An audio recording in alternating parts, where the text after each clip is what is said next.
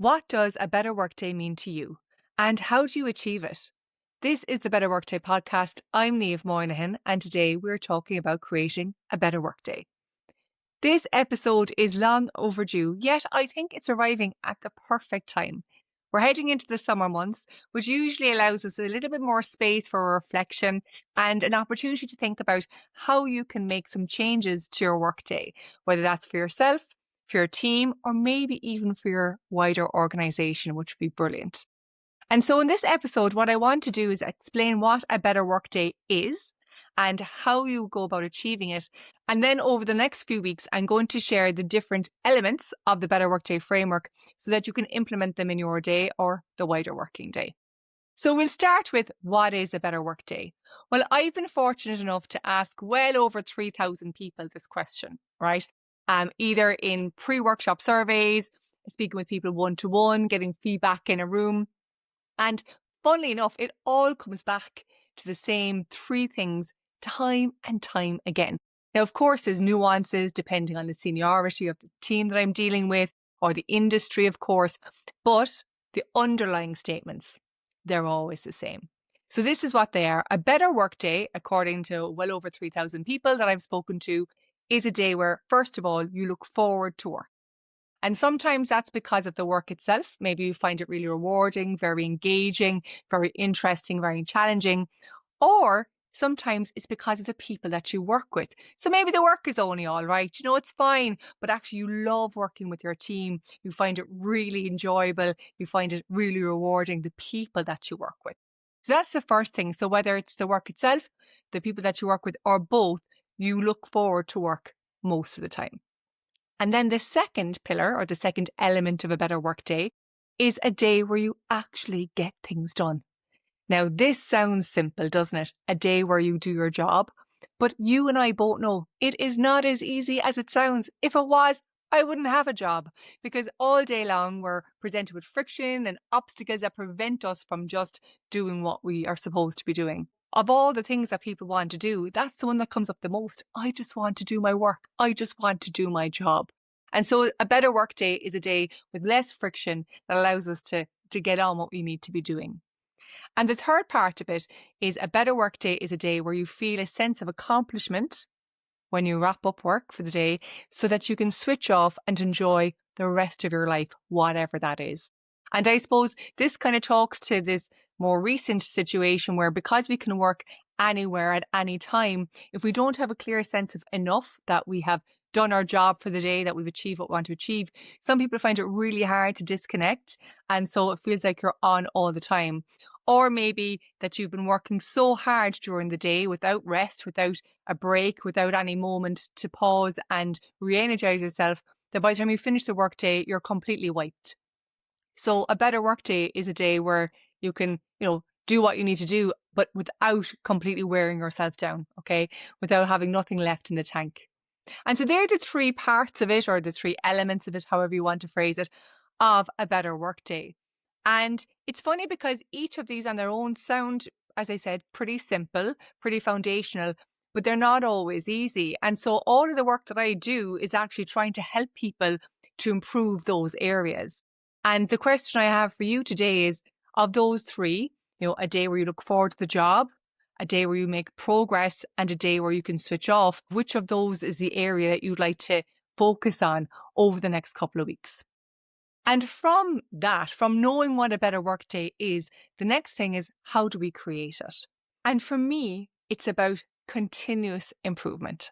There's a reason my business is called Better Workday. This is called the Better Workday podcast. My workshops all have the word better in them. That's because we're looking for continuous improvement, not perfection. Okay?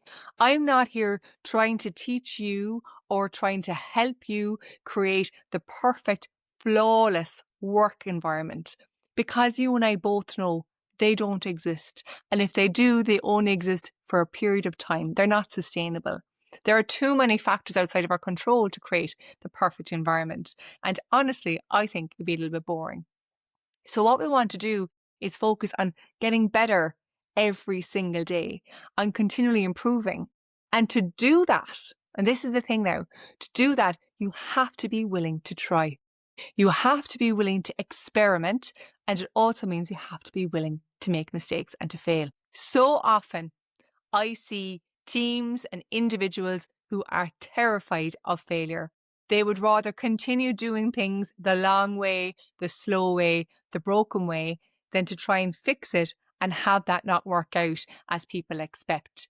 And of course, I understand that when you have products and services to deliver that we can't compromise on serving our customers and our clients, you have to at some point ask yourself, how can things change if I'm not willing to make any change?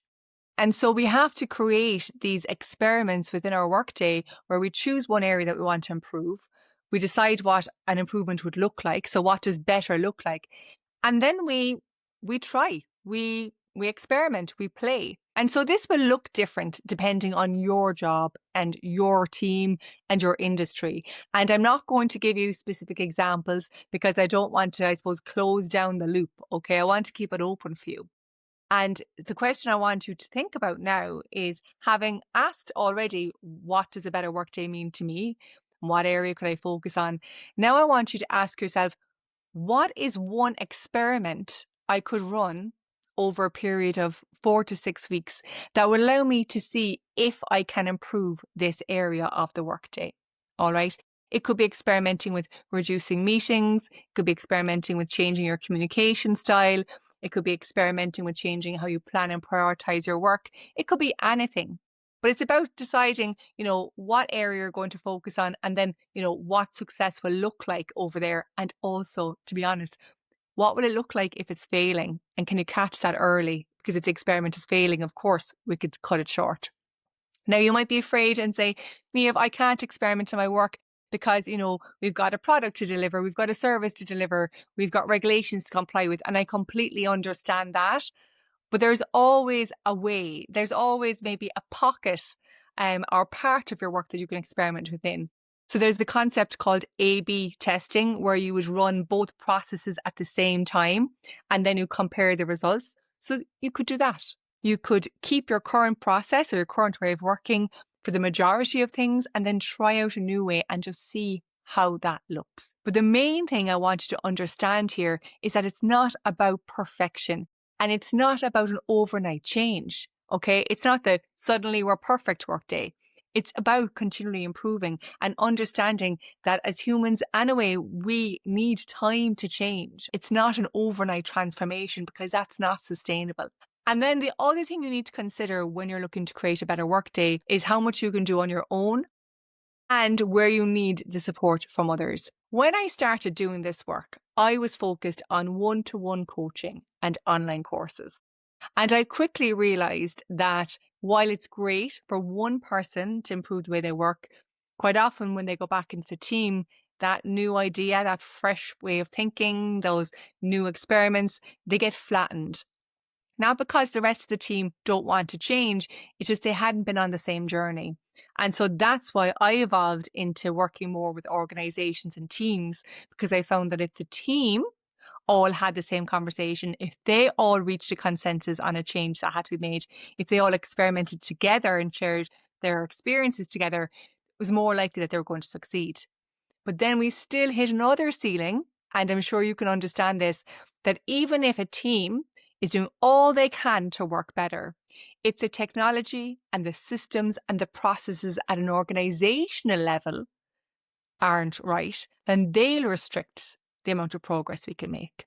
And that's why I work with companies at a broader level, using my Better Workday Index and my consulting work to change the underlying conditions of work. Okay, that will allow the team and then also allow the individual to create that better workday.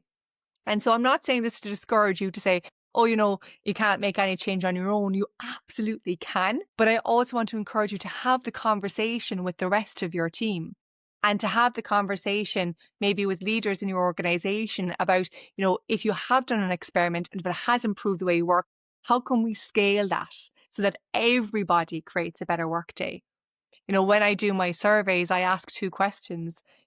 How can other people help you create a better workday, and how can you help them? And I do think that for sustainable change in companies, we do need to do it together. So that's the other thing that I want you to consider, okay? When you are looking at improvements, absolutely focus on what you can control. I'm a big believer in that, but also how are you going to get other people on board, or how can you be an advocate for creating a better workday in your organization? So that's your food for thought for this week. Next week, as I said, I'm going to start breaking down the different building blocks of the Better Workday framework. And I hope you're going to come along with me over the next couple of weeks as I do that, and maybe take away what you need to start improving your day. All right, that's it for this episode. Until next week, stay well and have a better workday.